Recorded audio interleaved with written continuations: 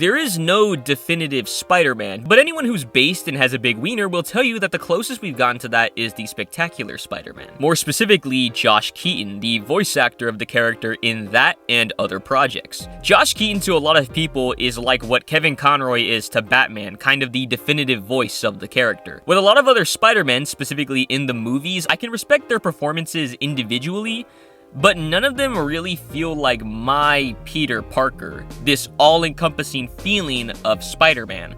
But when I read the comics or think of Spider-Man, I hear Josh's voice, because it's so perfect. So, you'll rob the piggy bank, but won't touch the cookie jar. Wow, you must qualify for Nephew of the Year. Twisted Division. Spider-Man! A problem with most Spider-Man adaptations, in my opinion, is that they lean too hard towards a particular aspect of the character. They're either a little too nerdy or too cool. A lot of this is indicative of who's writing the character, but I do think the performance is definitely a factor. This guy PSM talked about this on stream. Also, if you watch both videos, you might think I'm just paraphrasing what he's saying, but shut up, we just agree on the same thing. But basically, Peter should be nerdy and kind of awkward, but at the same time, Spider-Man is cool. When he puts on the mask, he makes jokes, he's confident, he's a wise guy, he's the freest version of himself. I mean, you are celebrating Halloween in September, right? Or am I not one to talk? Josh Keaton, in my opinion, balances both ends due to the nature of his voice. He doesn't sound too young, but not too grisly or manly. He sounds older, but there is still a naivety to his voice that makes him a believable high school or college student. And just straight up, no other Spider-Man actor does quips or jokes that really roll off the tongue the way Josh's does. Again, that could be a writing thing, but I think it's also just a matter of sound as well. Oh, I got the thing on the thing. What do I win? You! I win me? That makes no sense. And that's what Spider-Man is to me, just on a presentation level. He's somewhat nerdy, but not too nerdy, okay? Not fucking, he's right behind me, isn't he? Kind of nerdy. Don't look in her eyes. Don't look in her eyes. Don't look in her eyes. Oh, I looked in her eyes. Oh my god, bro. Oh, hell no, man. Like, he's a nerd, but he's not, like, shouting out science jargon every 2 minutes. He's just really smart and happens to be an outcast. Peter Parker. P is in phosphorus. E is in electron. T is in... Shut up! In a way, he's charming, too. He's a jokester, but he's not fucking Deadpool. He's just a wise guy. He taunts his opponents, and he's somewhat flamboyant. He's smart and a little bit awkward, but not too awkward. He's cool, but not like beefy Chad cool. He can be angry, but not a hothead.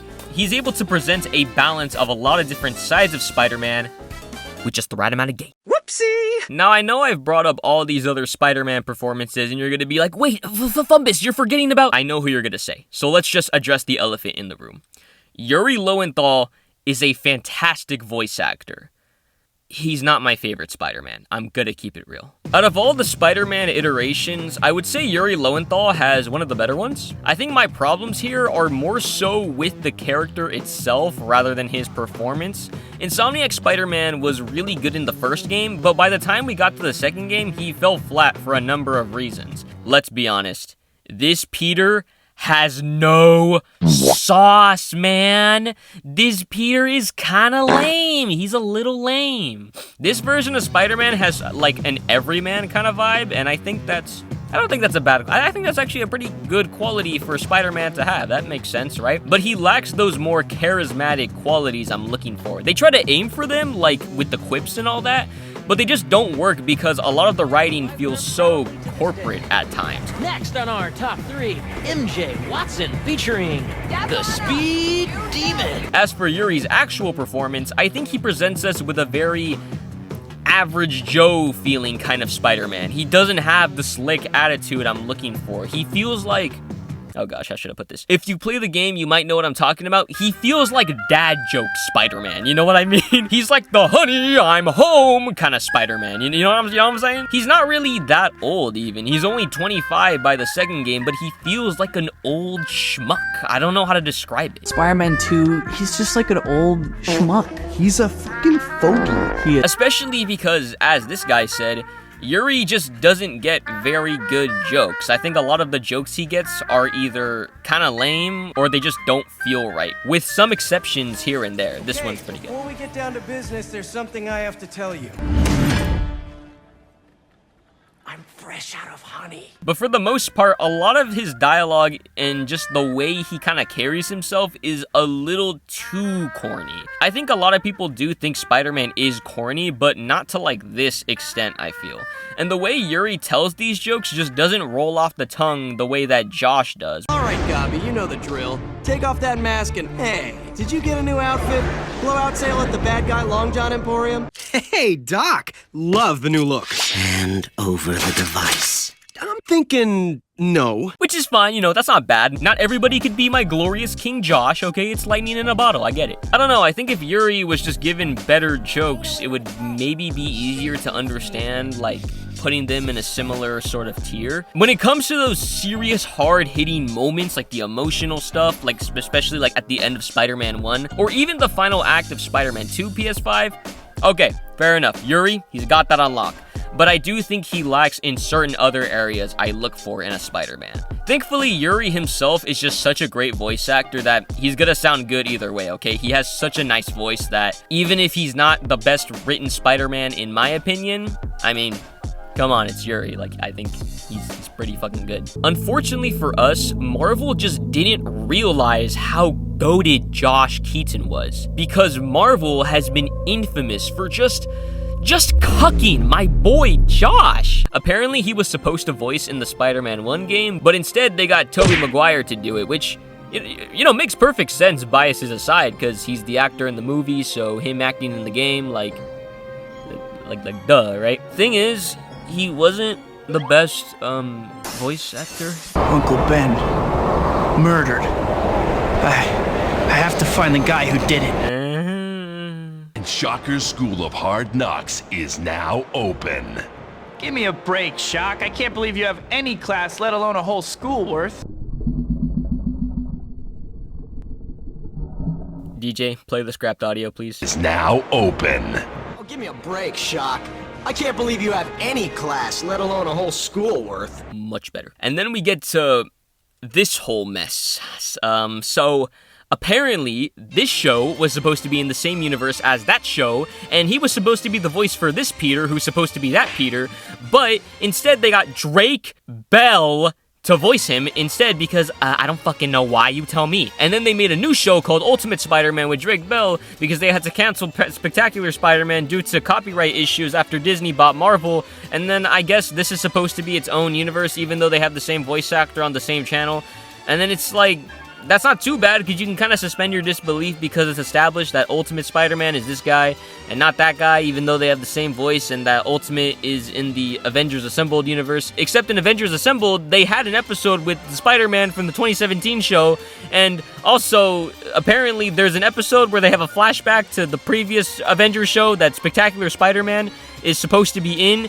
So there's 3 different Spider-Man coexisting in one universe, maybe? I don't fucking know. Also, apparently, the voice change was so last minute that you can hear Josh's voice in one clip of the show. Is this safe? You had all the lines recorded, and you still, and you still replaced my goat like that. You really did him like that. That's fucked up. Even through these setbacks, this did not stop my GOAT, Josh. Josh Keaton was a talented young man, and the Spectacular Spider-Man was an amazing adaptation of the character that continued strong with 5 seasons and movies exploring Peter to his college years as we got to see it reach its full potential, and I'm just fucking with you, dude. The show got canceled after like 2 seasons because Disney bought Spider-Man and it was too much of a hassle legally to continue the series, so they just made totally inferior shows to replace it.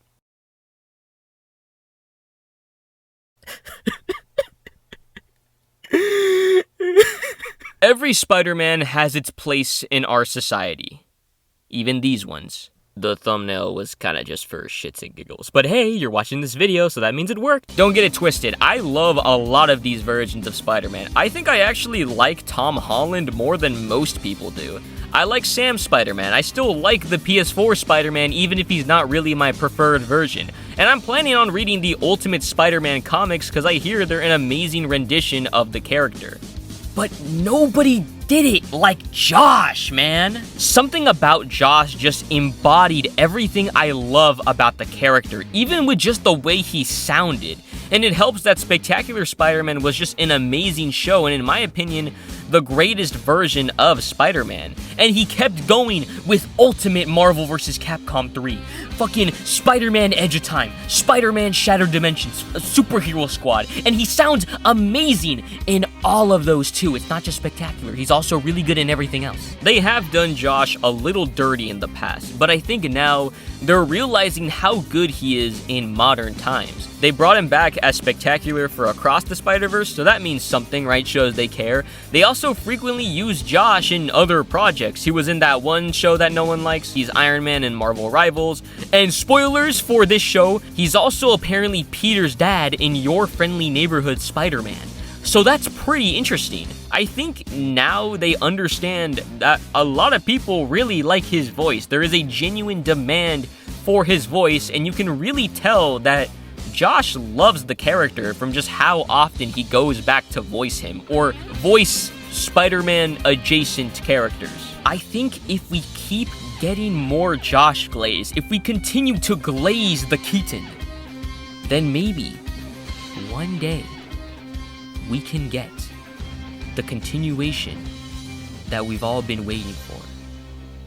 I don't know how that's gonna go down legally, but I still want it, please. Spiders. I hate spiders. You got a black belt and stupid if you think you're gonna beat me. I must admit, beating the living snot out of you was a great honor. Hey, I'm trying to focus on what's important. What's important is not standing by and allowing someone to suffer or die because you do nothing. If you don't get that, then you don't get the first thing about being Spider-Man. You know what I find helps? Rest and relaxation. Turn the TV off, just have a little me time. Like a bull in a china shop. Though they actually have proven that that's not as bad as it sounds. Tell me there's something better. Go ahead. Try.